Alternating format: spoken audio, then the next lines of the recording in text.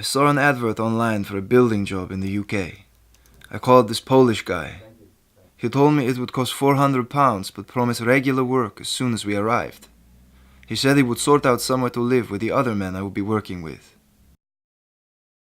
I was happy and optimistic. I had lost my job in Poland and had no money. I was told I could pay for my transport and accommodation out of my first month's wages. It looked like a chance for a new life. I was driven to the UK in a minibus with some other people and dropped off outside the accommodation. I came to the UK 3 years ago looking for work. I got some occasional shifts as a cleaner, but I wanted a permanent job with a regular pay. A friend told me he knew someone who could find work for me in a salad packing factory, and he gave me a number to call. I called the number. It was a Lithuanian man. He said the work was guaranteed. I transferred £300 to him, and he told me to contact a lady at a recruitment agency who would organize the work for me. I started temporary work at the factory through the recruitment agency, and things were better. Even though I wasn't earning a lot of money, I finally had a routine and some stability in my life. A man picked me up in a BMW, took me to a house and told me I could stay there, but I would need to pay a £250 deposit for the rent. I had no money, so he said he would add it to what I owed him for transport. He took my passport and identity card to complete the paperwork for my job. I lived with some other men who had also come over to find work. The house was overcrowded with dirty mattresses and sheets. It didn't feel safe. The job I was promised didn't exist. I wasn't given work for 6 weeks. I was living with no money to support myself and completely dependent on the agent for my living costs. Each week I owed him more money since I was building up debt for food and rent. The agent made me open a bank account so I could apply for jobs, but he kept the bank card.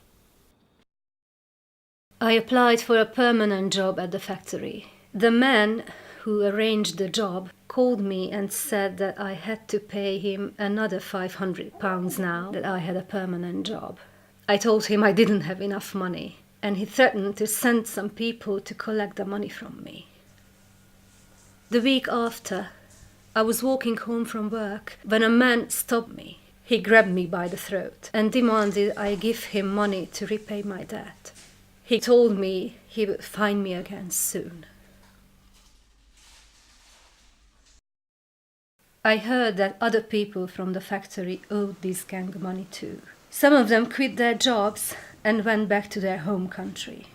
I eventually saved up and paid back the £500, but they told me that I owed them interest because I hadn't paid them back on time. I was taken to recruitment agencies to apply for jobs. He told me to give his address instead of the one I was living at. He told me a mobile phone number to give, as the recruitment agency would text me when more work was available. I was given a temporary job packing chicken in a factory. As soon as I was paid each week, he would use my bank card to take out all of my wages to cover the money I owed for travel and accommodation. He gave me only £20 a week to buy food.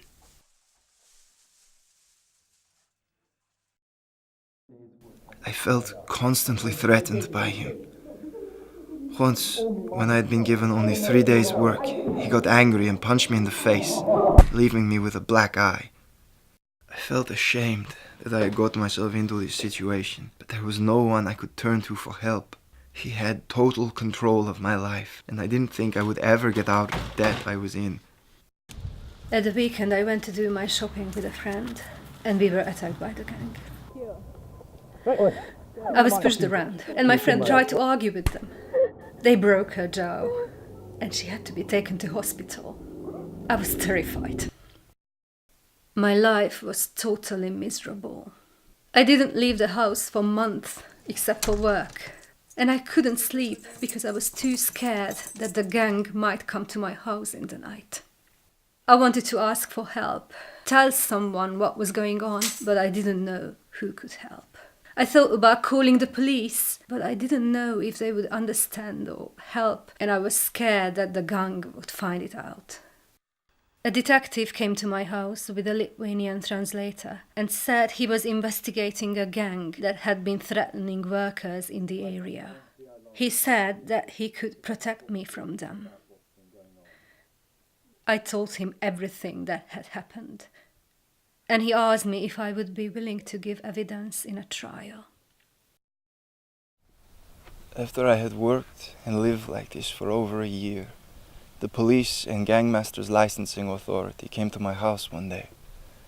They took me to a place where I could recover, be helped to find a good job, support myself. This is all I ever wanted. 4 men were arrested from the gang.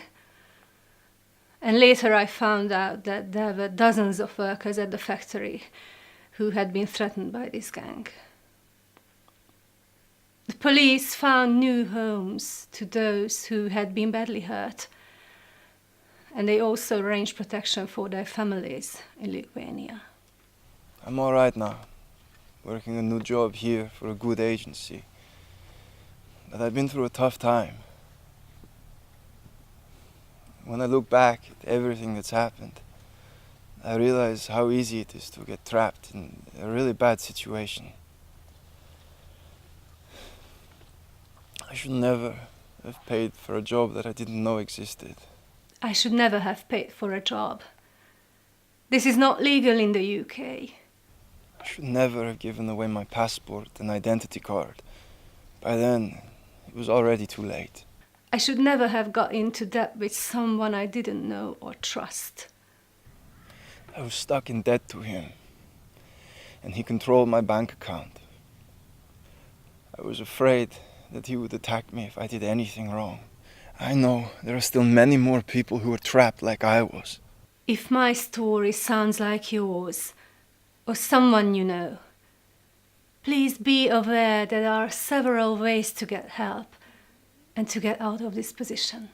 Don't get trapped like I was. And if you know anyone who is, contact the Gangmasters Licensing Authority or Migrant Help. Anything you say will be kept confidential. If you are being threatened, or you think you are in immediate danger, please call the police by dialing 999. Don't suffer in silence.